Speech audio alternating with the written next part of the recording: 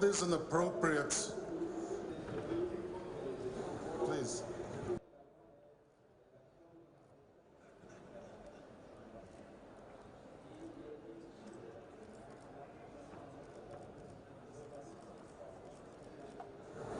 Thank you to all.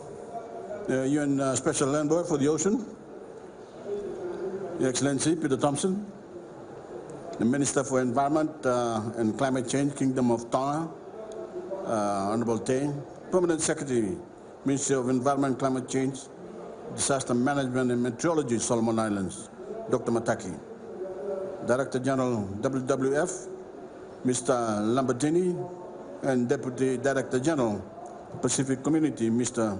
Cameron Dava. Bula Manaka, Your Excellencies, Bula everyone, as they say in Spanish, buenas tardes. Buenas tardes a todos.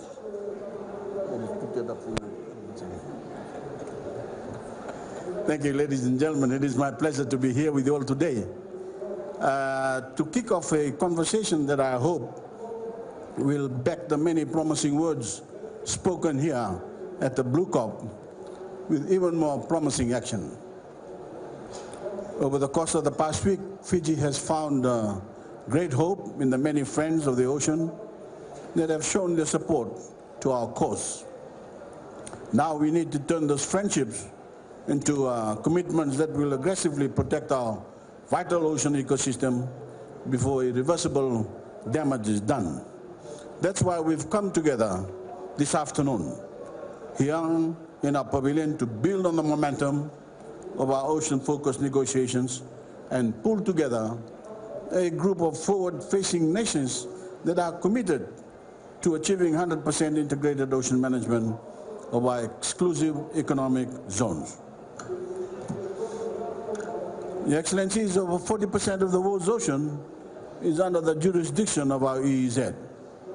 But the responsible management of these national boundaries has an impact far beyond into the high seas.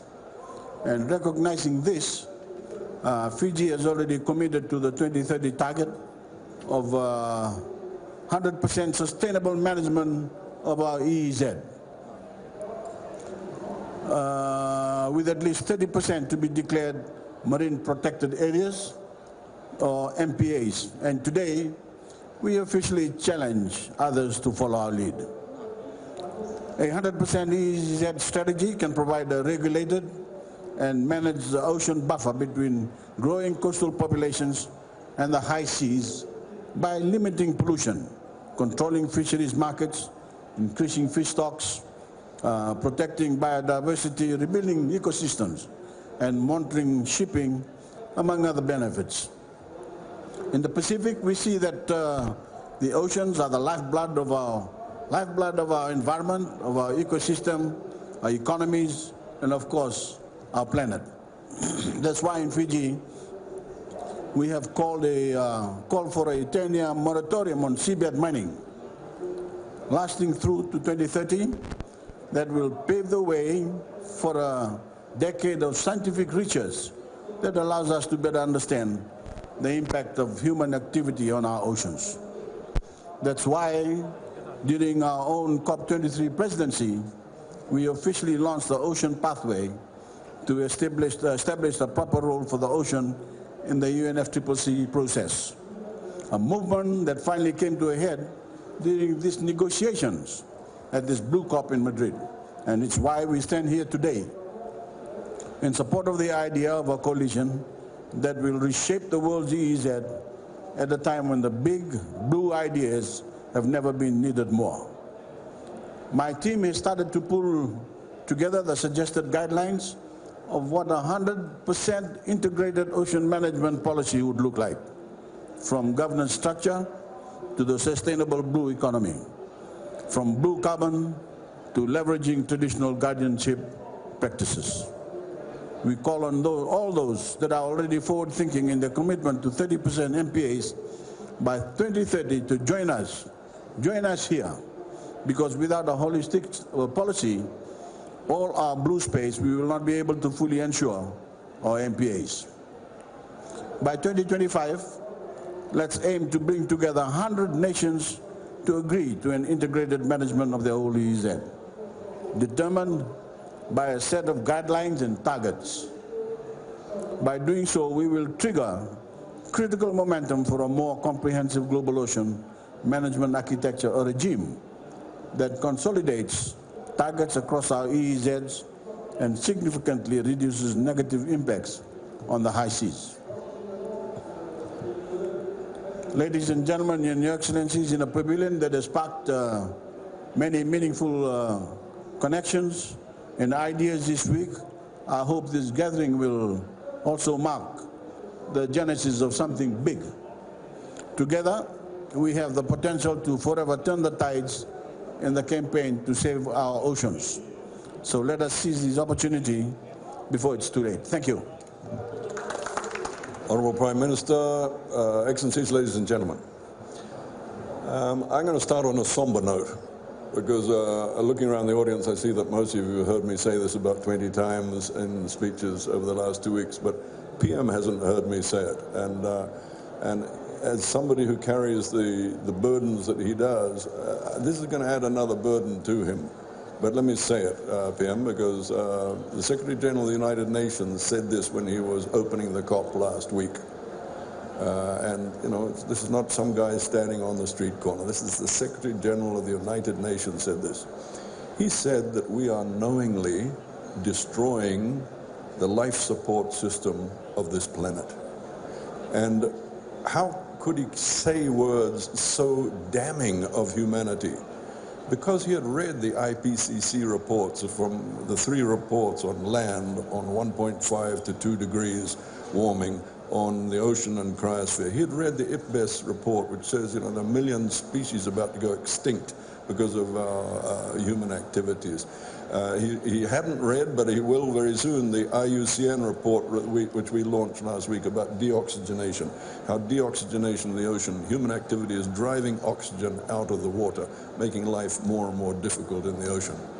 So having read everything that the best of our scientists, because these IPCC and IPBES and others, again, they're not a bunch of guys on the street corner. These are the best of our scientists, our Earth and ocean scientists that are writing these reports, some of them from the Pacific. And this is what science is telling us. So knowingly destroying the life support system of this planet, those are very heavy words. And I'm sorry to add to your burden, PM, but I know that you know, you have taken these sort of messages to the world and have shown the kind of leadership that you have shown. And it's just one more reason to keep on fighting when we hear the SG say that.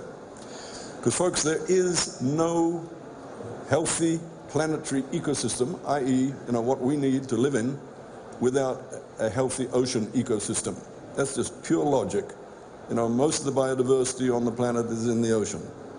Right? Most of the heat has been absorbed from our industrial age into the ocean, etc., etc. The list is so long. So the health of the ocean ecosystem is central to the survival of humanity. And yesterday, Prime Minister was talking about coral reefs and what that means for us. You know, 30% of the ocean's biodiversity is in coral reefs, and yet we're told that they will be gone at 2 degrees. Right? That's what IPCC report 1.5 to 2 degrees says. Coral is gone at 2 degrees. Right? 30% of the ocean's biodiversity gone at 2 degrees. That sound alarmist? Folks, we are heading to 3 to 4 degrees, not 2 degrees on the current course. Okay? So this is the kind of predicament that we have got ourselves to, and why we're fighting so hard from the Pacific and taking these messages to the world. So what did we agree on in New York was needed, because we were talking about this stuff a long time ago in New York, because as you all know, the Pacific Islands have always been what have been called the canaries in the coal mine. We could see what was happening on our reefs and in our oceans. And in New York, all the Pacific Island countries got together at a retreat before the 2030 agenda was drawn up and said, what do we want? And we wanted something for the ocean. And you would be amazed at the opposition that was put in place over the next 2 years to try and stop us getting, sorry, I'm not wearing my SDG 14 badge, but I usually wear that, getting that oceans goal into the 2030 agenda. That was the Pacific that led the charge to get an SDG 14. And happily, other good friends came on board and joined us, the other small island developing states, and then Sweden and others like that. And we got SDG 14. And having got that, of course, we needed a mechanism to keep the world's feet to the fire that SDG 14 was actually going to be implemented. And that's where the UN Ocean Conference came in, and the Prime Minister and Deputy Prime Minister of Sweden, of course, were the co-presidents of that first UN Ocean Conference. And we will hand over in June next year to the presidents of Kenya and of Portugal in Lisbon, 2nd to 6th of June, at the second UN Ocean Conference. And God willing, the member states will see the wisdom of keeping these UN conferences going right through to the end of the 2030 agenda, every 3 years, I hope, so that we can ensure that we've got integrity of implementation of SDG 14. I've been asked to say something on MPIs and MPAs. I congratulate, and it's wonderful to see my home region, Melanesia, being in the lead in this, with Solomon Islands well underway with 100% MPI, Fiji committed to 100% MPI, Vanuatu already having achieved it. And this is the way the world has got to go. I look at EEZs as responsibilities. I know that we've got the EEZs through natural historical inheritance. We've got it through legal rights under UNCLOS. But I see them as sort of wonderful privileges, but also huge responsibilities. If you've got an EEZ, the world should expect you to look after that EEZ the way it should be, which is, protecting the ocean's health. As I said, it's vital for the survival of humanity that ocean is healthy. So what we're trying to do with these 100% MPIs is just have proper planning. And at the center of any country's MPI must be marine protected areas. Where are your national treasures, where are your biodiversity hotspots and all the rest, right? That is the heart of an MPI.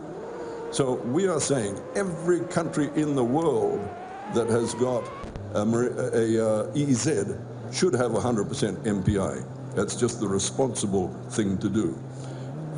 Ladies and gentlemen, I'll conclude now because you've got more sensible people than me to speak up here. And my great friend Marco Lambertini is a great, I've just seen him now for the first time, and it's wonderful to see him. He's one of the world's great advocates for nature. I just want to say, when you go home, forget about what number this is. I always remember to my dying day that Fiji was president of the COP23. But forget about what the number is here. This is the blue COP. This is the COP where the ocean finally came home.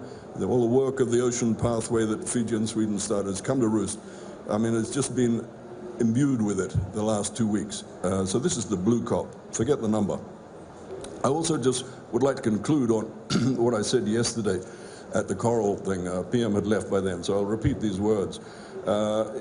He asked our Talatala, our reverend, and also an imam, I think, from Indonesia, to get up and say some prayers before we started. And it's rare in international meetings to have that sort of start to a meeting. But I think it becomes more and more important, the tougher this fight gets, that we have to hold on to our faith and our hope and our love. We have to hold on to that because it's so easy to lose that in anger and apathy with the stuff that is being dumped on us every day in terms of the new information we're getting and the apathy we're getting from some world leaders. So we're going to have faith in implementing our plan. And we have a plan to save the world, right, which is the Paris Climate Agreement and the 2030 Development Agenda. And let's just keep faith in that plan and implement it, and we will be okay if we can put that plan in place by 2030. And let's have hope, because if you're a grandfather like me, and when I see my granddaughters at Christmas, I want to give them hope. What are you going to give them hope on? Look, humanity, when it gets to a crisis, warfare or whatever, it learns how to share better, and it learns how to innovate better. So innovation and sharing, those are our great strengths as a species. And we're going to do that much better between now and 2030. And yes, love, we cannot lose our love for nature. We can't lose our love for coral and all the beautiful creatures that share this planet with us. On the subject of New Deal for Nature, there's going to be no better man than Marco Lambertini to tell you about that. But I do think that next year, the super year, when we have these UN conferences of the ocean, biodiversity, and in Glasgow, where we come with our enhanced NDCs, that we can bring those three great conferences together into one mode of thinking, one problem, which is our GHG emissions, and one solution, which is bringing them down to manageable levels, and we will have the future that we want for our grandchildren. Thank you.